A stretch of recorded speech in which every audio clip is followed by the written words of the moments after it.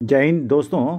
आज हम भक्ति मूवमेंट और सूफी मूवमेंट यानी भक्ति आंदोलन और सूफी आंदोलन से जुड़े हुए महत्वपूर्ण ऑब्जेक्टिव क्वेश्चंस लेकर के आए हैं, जो इस प्रकार है। पहला क्वेश्चन, सूफी और भक्ति आंदोलन जैसे समांतर धार्मिक आंदोलन ने तत्कालीन भारतीय समाज को निम्नलिखित बुराइयों में से किससे मुक्त करवाया था? ऑप्शंस हैं सैद्धांतिक विश्वास, कर्मकांड एवं जातिवाद, सांप्रदायिक घृणा, उपरोक्त सभी।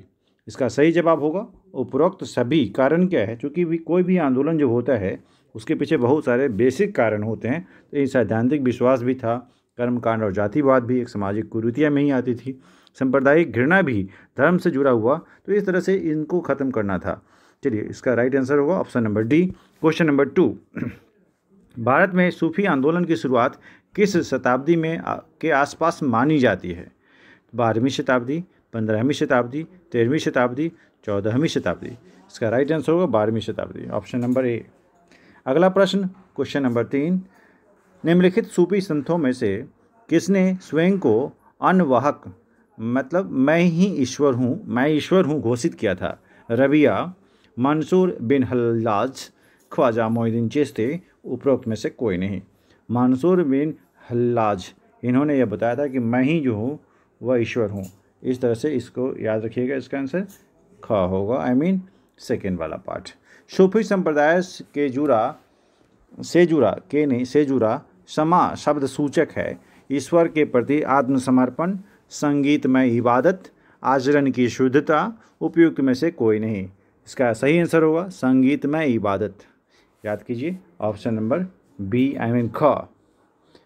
5वां प्रश्न, भारतीय संदर्भ में अबुल फजल द्वारा कुल कितने सूफी सिलसिले का उल्लेख किया गया है? 10, 15, 14 और 20। याद कीजिए, कुल 14 सिलसिले हैं। आप इसको याद कर जाइए, बहुत महत्वपूर्ण क्वेश्चन है।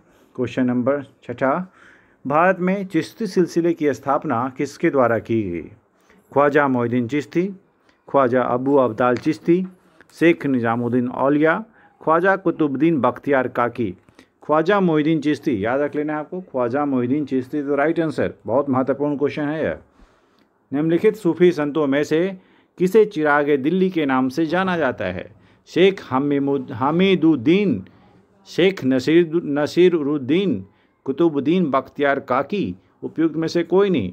याद करना है शेख नसीरुद्दीन। आप नसीरुद्दीन शाह से आप याद रखेंगे तो याद रहेगा अपन।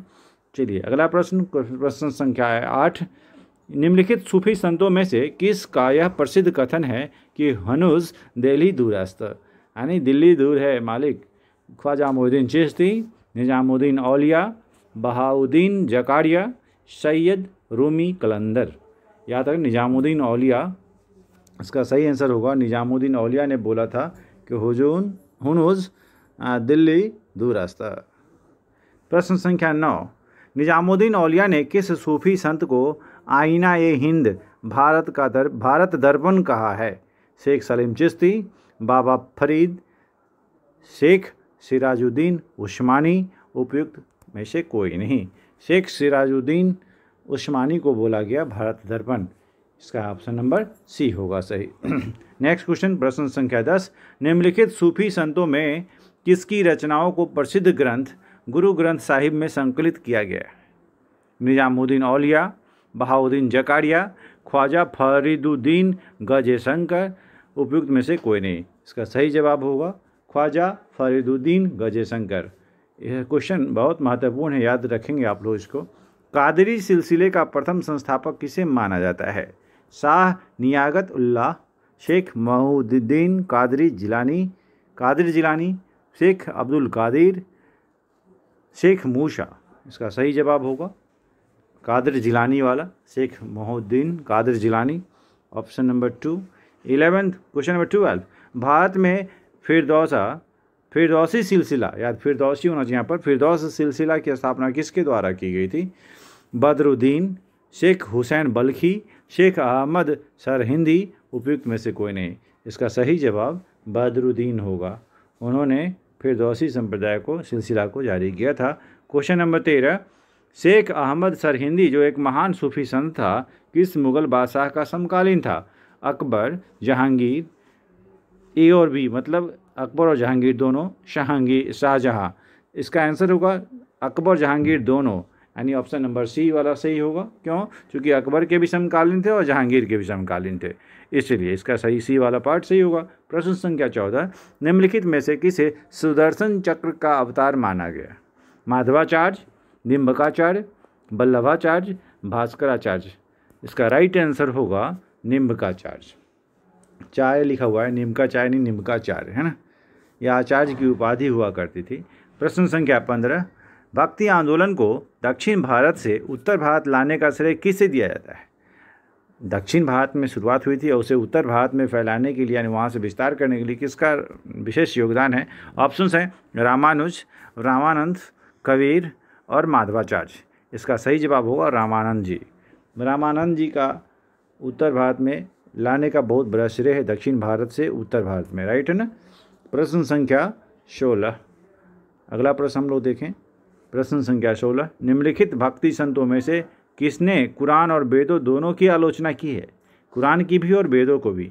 नानक, कबीर, रामानंद और उपरोक्त सभी। इसका सही जवाब होगा कबीर।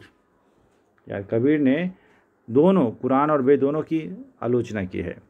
अगला प्रश्न संख्या 17, दादू दयाल के शिष्यों में शामिल थे। दादू दयाल के शिष्यों में शामिल थे सुरेंद्र दास, रज्जब, मल्लुक दास, उपरोक्त सभी। दादू दयाल के शिष्य में सभी लोग शामिल थे, याद कर जाइए जितने भी हैं। ऑप्शन नंबर डी वाला पार्ट इसका सही होगा, यानी घ। महाराष्ट्र के किस भक्ति संत को दक्षिण का कबीर कहा जाता है? ऑप्शन है तुकाराम, नामदेव, रामदास, एकनाथ। इसका सही जवाब होगा तुकाराम, याद रखिएगा। इसका सही जवाब क्या होगा? तुकाराम। अगला प्रश्न संख्या 19, महात्मा गांधी द्वारा गाए जाने वाले भजन वैष्णव जन तो तेनी कहिए का रचयिता निम्नलिखित में से कौन से संत थे? ऑप्शन है शंकर, नरसिंह मेहता, कबीर, दादू दयाल, है ना। इसका मतलब इसका सही जवाब होगा नरसिंह मेहता। प्रश्न संख्या 19। अगला प्रश्न संख्या 20, कबीर की शिक्षाओं को किस ग्रंथ में संग्रहित किया गया है? साखी, शब्द, रामायणी, बीजक। इसका सही जवाब होगा बीजक। बहुत बार प्रश्न में पूछा गया क्वेश्चन है। इस तरह से कुल मिलाकर के यह 20 क्वेश्चन बहुत ही महत्वपूर्ण होंगे आपके परीक्षा के पॉइंट ऑफ व्यू से। उम्मीद करता हूं कि आप इस क्वेश्चन को बखूबी देखें, एक बार, दो बार, तीन बार, जब तक समझ नहीं आया तब तक रिपीटेडली देखते रहें। Thank you so much. You have to keep watching.